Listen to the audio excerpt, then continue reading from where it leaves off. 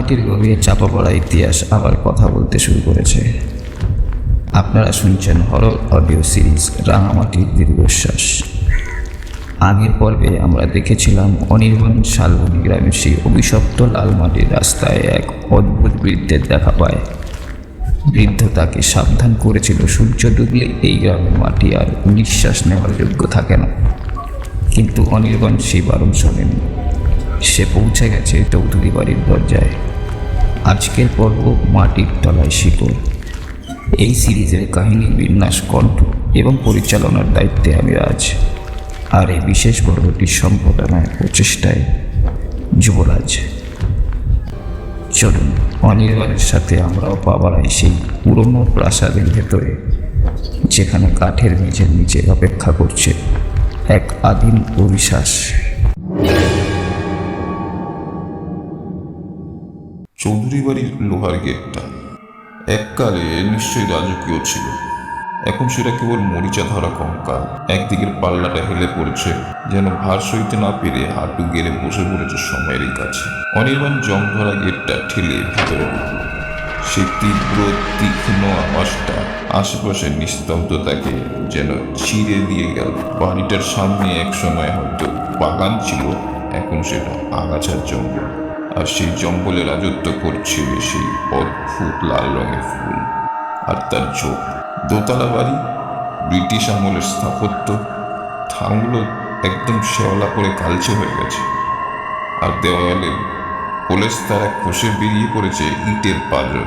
অনির্বাণ টর্চটা জ্বালল। বিকেলের আলো নিভে গিয়ে এখন প্রায় সন্ধ্যা।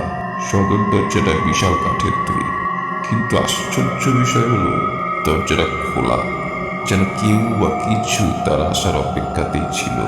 ভিতরে পা রাখতেই এক ভ্যাপসা গন্ধ তাকে স্বাগত জানালো।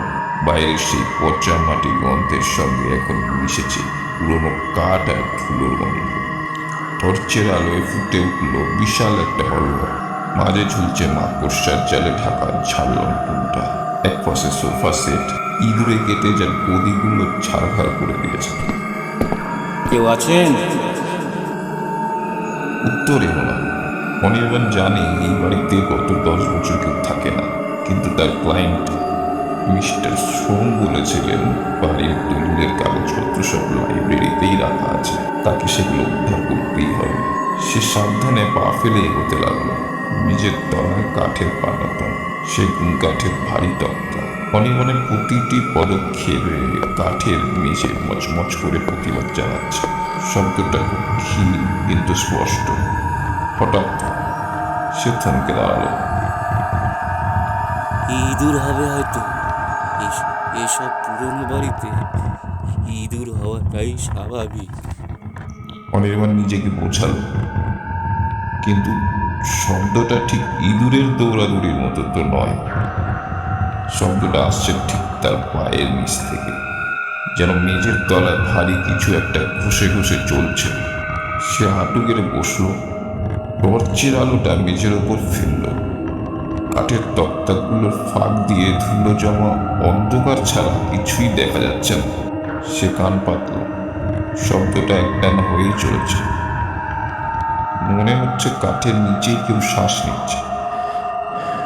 একটা ভারী কষ্টকর শ্বাস প্রশ্বাসের শব্দ, আর তার সঙ্গে সেই বিশ্রী পচা গন্ধটা যেন তক্তা ভেদ করে উঠে আসছে।